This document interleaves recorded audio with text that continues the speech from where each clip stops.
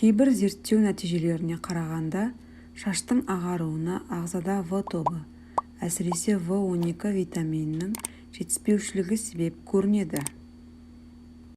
Осы қажеттілікті толтыратын немесе осындай витаминдер бар құрамдастырылған қоспаларды қабылдап тұруға кеңес беремін.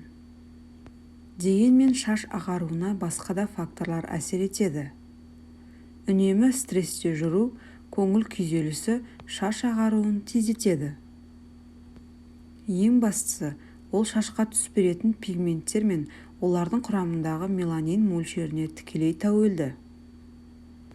Ал стресс гормондары мен меланиннің түзілуіне тирозин деп аталатын амин қышқылы әсер етеді.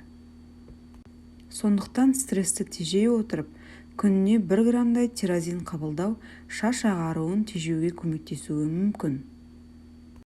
Ал ақ шашын жасырғысы келетіндер оны табиғи көкөністерден алынған бояулармен бояғаны дұрыс.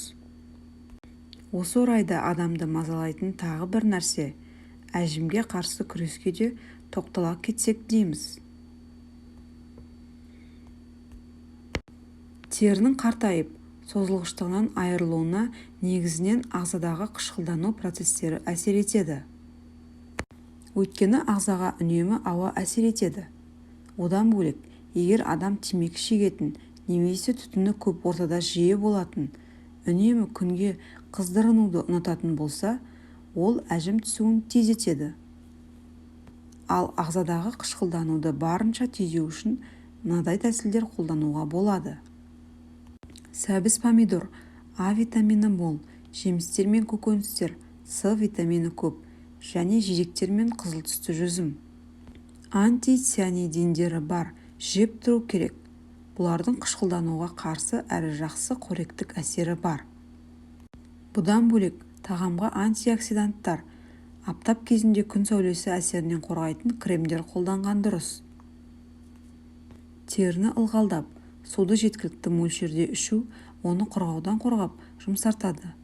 Қышқылдануды тежейді. Сол арқылы әжімге қарсы күреседі. Жастығыңызды ұзақ сақтағыңыз келсе, осы айтылғандарды есте ұстаңыз.